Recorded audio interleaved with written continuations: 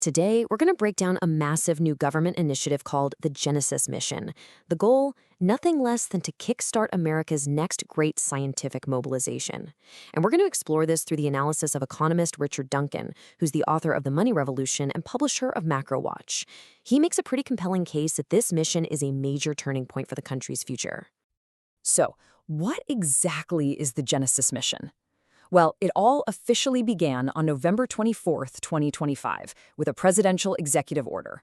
But this wasn't just some run-of-the-mill policy paper. Nope.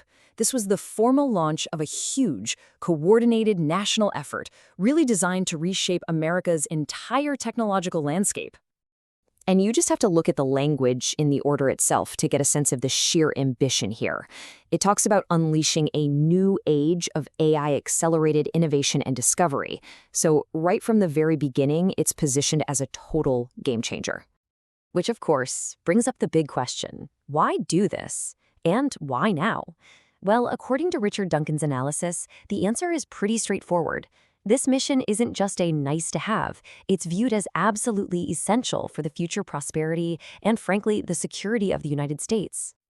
I mean, the stakes really could not be higher. This whole mission is being framed as a direct answer to the intense technological race with China. At its very core, this is about making sure America maintains its global preeminence, that it leads the next great wave of progress instead of watching someone else take the lead.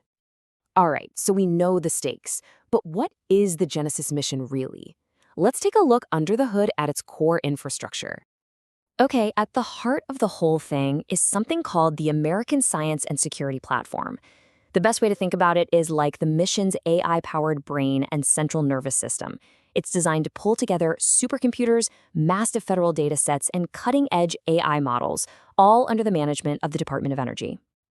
And this whole platform is going to be driven by the Department of Energy's 17 national labs, which are spread out all across the country. I mean, these labs are the scientific backbone of this entire operation. We're talking about a workforce of roughly 40,000 scientists, engineers, and support staff. It's a huge mobilization. But here's the thing. This is not just a government show. Far from it. This is a massive public-private partnership. Just look at this initial list of who's on board. You've got the titans of tech like Google, NVIDIA, Microsoft, and IBM, all working hand-in-hand with federal resources. The idea is to fuse government might with private sector agility and innovation. And this whole powerful machine is laser-focused on three main challenges. Number one, achieving American energy dominance. Think things like advanced nuclear and even fusion. Number two, pushing the absolute boundaries of science in areas like quantum computing. And number three, shoring up national security, which includes making sure the U.S. nuclear stockpile is safe and reliable. Okay, this all sounds incredibly ambitious, right? Which leads to the billion-dollar question, or in this case, the many-billion-dollar question: how on earth is all this going to be paid for? So if you just look at the surface, the funding seems to start right here, with the Department of Energy's annual budget for fiscal year 2025. That's the year-to-year money that Congress approves, and it's sitting at about $52 billion. But that's really just the tip of the iceberg. Because when you start adding in the multi-year funding from huge laws like the Infrastructure Investment and Jobs Act, well, the DOE's total pool of resources balloons to a staggering $167 billion. That gives this mission an incredible amount of financial firepower right from day one. And what's really fascinating is if you look at how the Department of Energy's budget is already structured, you can see it's almost perfectly aligned with the Genesis mission's goals. I mean, nearly half of its budget already goes to national nuclear security. Another big slice goes to the Office of Science. These are the exact areas Genesis is meant to supercharge. And this brings us to a really crucial point in Duncan's analysis. The Genesis mission doesn't necessarily need a ton of new money. What it really needs, the Department of Energy already has in spades: the supercomputers, the scientific data, the world-class scientists, and now, thanks to the executive order, the authority to coordinate it all. Now, here's where things get really interesting. Richard Duncan argues that this mission didn't just pop up out of nowhere. In fact, he suggests it follows a strategic blueprint that he himself laid out years ago. And that blueprint comes from his 2022 book, The Money Revolution. He actually wrote it to try and convince policymakers to get way more aggressive about investing in the technologies of the future. And when you compare it to the Genesis mission, the parallels are pretty wild. Let's just start with the main idea.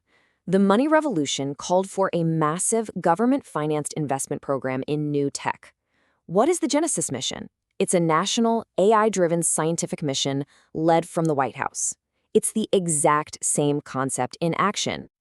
And look at the specific technologies they're targeting. Duncan's book pointed to AI, quantum computing, and renewable energy.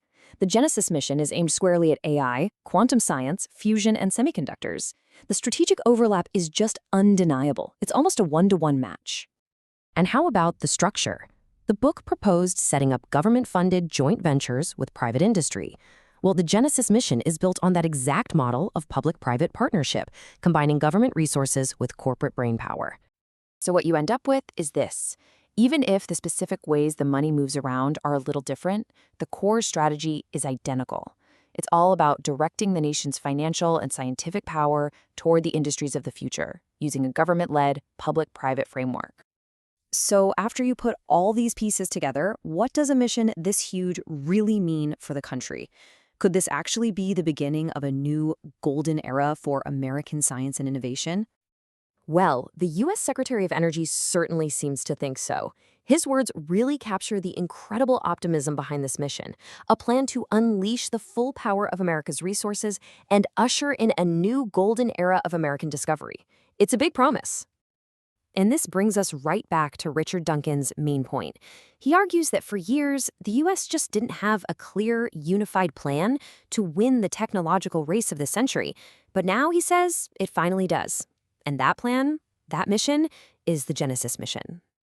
Which leaves us right here. Based on this analysis, the money is there, the supercomputers are ready, the data and the brilliant scientists are all in place. The blueprint has finally become a reality. So the only question left, the only thing that matters now, is can they pull it off? It all comes down to execution.